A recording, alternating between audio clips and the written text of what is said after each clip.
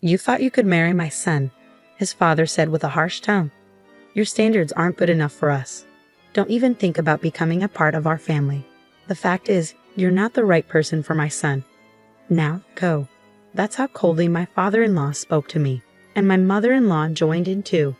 "You would have approached Alex for money anyway," she added. "My name is Kate. I'm 34 years old and I work for a company.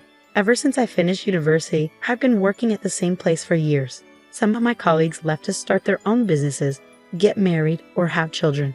In those situations, I stayed at the company, dedicating myself to my job every day. You might think I'm a lonely workaholic woman, but I'm not. I have a boyfriend named Alex. Alex was a business partner. I thought he was a nice young man who took his work seriously. After working together several times, we started to like each other. He confessed his feelings for me, and we began dating. It's been a few years since Alex and I started dating, and now we're even engaged. But if you ask me if I'm not worried about marrying him, I have to admit that there are some things that concern me. He's younger than me, and I wonder if he'll be okay with the age gap, even though he insists it doesn't matter. By the way, Alex's father owns a business, and Alex himself works for his father's company. This means that in the future, Alex will take over the company and become its president. I'm afraid his parents might not approve of our marriage. I've been feeling uneasy about this for a while. Of course, I was thrilled when he proposed to me, but I have doubts about whether we can really go through with getting married. However, Alex doesn't seem bothered at all. His optimism is one of the things I really love about him. He has already met my parents, and we've enjoyed many nice dinners together. My parents have already given their blessing for our marriage, and they really like Alex. Finally, the day came to visit Alex's parents. For weeks, I had been incredibly nervous about meeting them. Their house was as spectacular as expected for the president of a company. A huge mansion that made me feel like I was in a royal palace or something. At that moment, I instantly started wondering if my clothes were right for this place. I had chosen some nice outfits, but I wasn't sure if they were fancy enough. Coming from a more modest background, Alex's home felt like a different world to me. Alex often treated me to fancy dinners at upscale restaurants, and he always booked luxurious hotel rooms for our vacations. He saw these things as normal, but sometimes I felt a bit out of place, like we were from different worlds. Despite this, he never imposed his values on me, and he never flaunted his wealth. I don't judge people by their money. I fell in love with you because of your personality and your inner beauty. At first, I questioned why a younger, handsome man like you would be interested in me, but your kind words reassured me that you truly accept me for who I am. Because we love each other deeply, inside and out, Alex and I are planning to get married. I feel like I found an amazing man, and I really hope your parents approve of us. Don't worry, babe. I've already talked to my parents about you, he reassured me. Then the front door opened, and his mother greeted us warmly. "Welcome, you must be Kate." "Yes, I'm Kate. Nice to meet you," I replied. His mother gave me a quick nod and ushered us inside. The living room was enormous. Alex's father was already there, seated on a large, luxurious sofa. I felt a sudden rush of nerves. Meeting his mother had made me anxious enough, but his father seemed even more intimidating, fitting for the president of a company. "It's a pleasure to finally meet you. My name is Kate. Thank you for inviting me today," I managed to say, my voice trembling slightly. Alex looked at me and smiled reassuringly. "Don't be so nervous." But his parents weren't smiling. Their gaze was cold and unwelcoming. I could feel myself tensing up. "Please have a seat," his father instructed, gesturing towards the sofa. The atmosphere felt tense, almost like a formal interview. "Well," I started nervously, but his father interrupted me as soon as I sat down.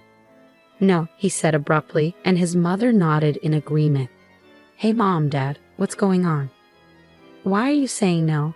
That's really rude," Alex interjected, clearly upset and trying to defend me. But his parents appeared unmoved, ignoring his protest. "How old are you anyway? You look quite old," his mother bluntly remarked. "I'm 34, I replied, trying to keep calm. "Goodness, you're 6 years older than Alex. How can we accept Alex marrying someone so much older?" His mother continued. "And besides, it might be too late for you to have children, isn't it? We want someone who can give us grandchildren."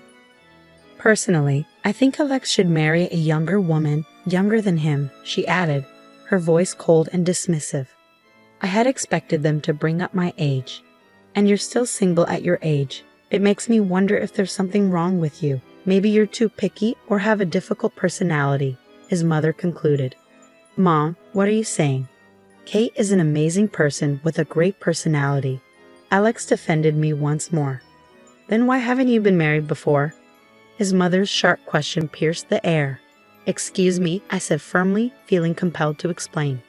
I know I'm a bit older to be getting married now, but I love my job and I've always wanted to focus on my career. That's why I didn't get married until now. It wasn't until I met Alex that I realized I wanted to settle down. I felt overwhelmed by the pressure from his parents. Despite my efforts to explain, their attitude remained unchanged. Shouldn't you be working harder? Your company isn't that big. Even if you work diligently and get promoted, the pay must be quite modest, isn't it? His father criticized. I think you should consider making yourself more attractive as a woman. Maybe some cosmetic enhancements could help. His mother added bluntly. Honey, that's too direct. Alex interjected, trying to soften the mood, but his parents chuckled dismissively. I was shocked and hurt, unsure of how to respond to their harsh comments. You thought you could marry my son. Your standards don't match ours. Don't you dare dream of joining us. Anyway, the point is, you're not the right person for my son. Now, leave, his father coldly stated. His mother joined in, saying, You would have approached Alex for money anyway. I don't know how you fooled my son, but you can't fool us too. That's enough, I finally snapped. You can say whatever you want, but it's my life. I'm going to decide whom I marry. Alex tried to defend me, but I stopped him. I see.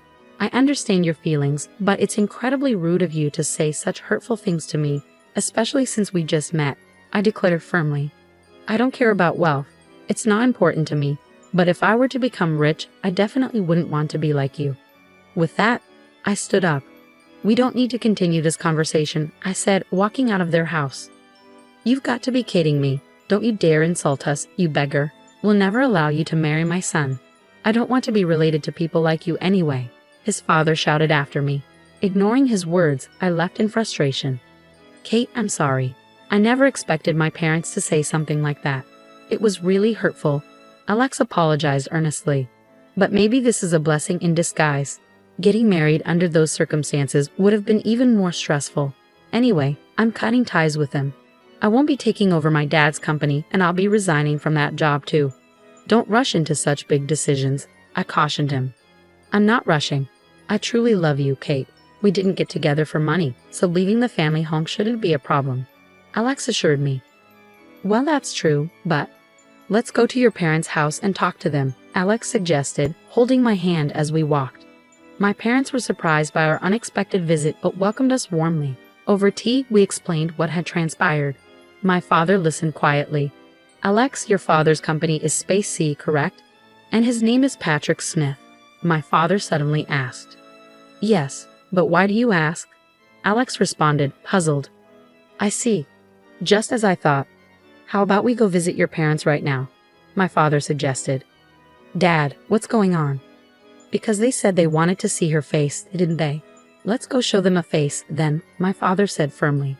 My father wasn't one to usually stir up trouble, so I was taken aback, but he seemed resolute. We had no choice but to go along with him. So we found ourselves back at Alex's parents' house once more. This time, it was Alex's father who answered the door, not his mother. You again. I won't forgive you, no matter how many times you come back, Alex's father said sternly. Whose daughter do you think you were speaking to, Patrick? My father retorted, raising an eyebrow. It took Alex's father a moment to recognize something. Mr. Anderson, is that you? You finally remembered. Yes, she's my only daughter. We had her later in our marriage, my father revealed. By the way, how dare you insult my precious daughter? Have you forgotten what I did for you 3 years ago? No.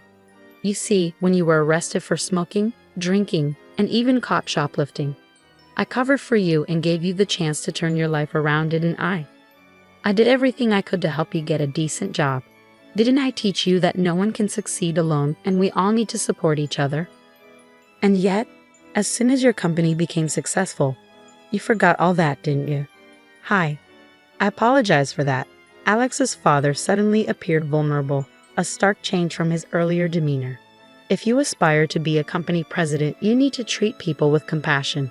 Thinking you're superior just because you've achieved success. Aren't you looking down on others unfairly? Well, Alex began to respond, but his father seemed determined to make his point. Oh, so now? Alex attempted to continue, but his father cut him off.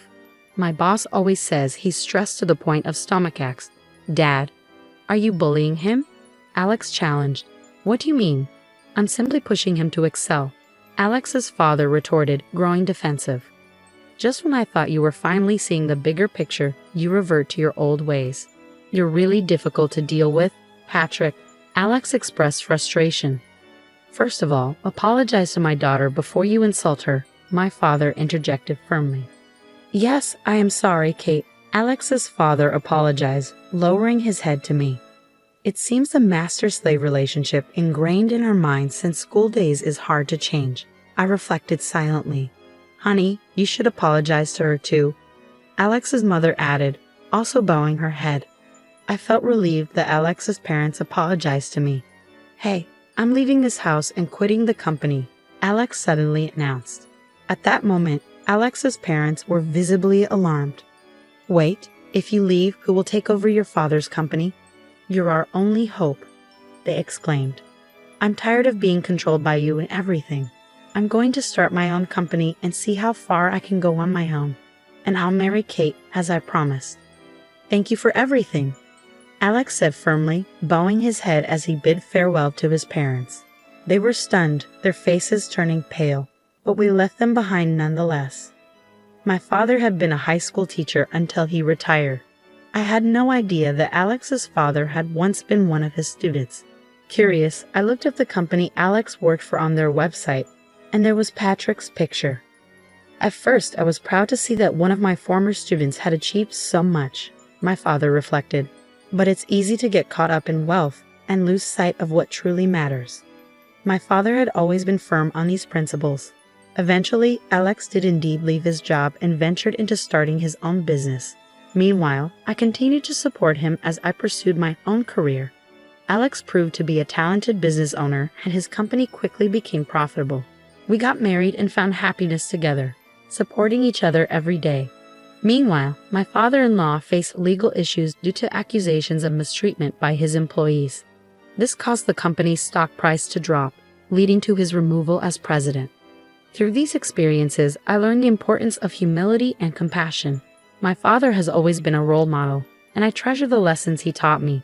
I strive to live my life with integrity and grace.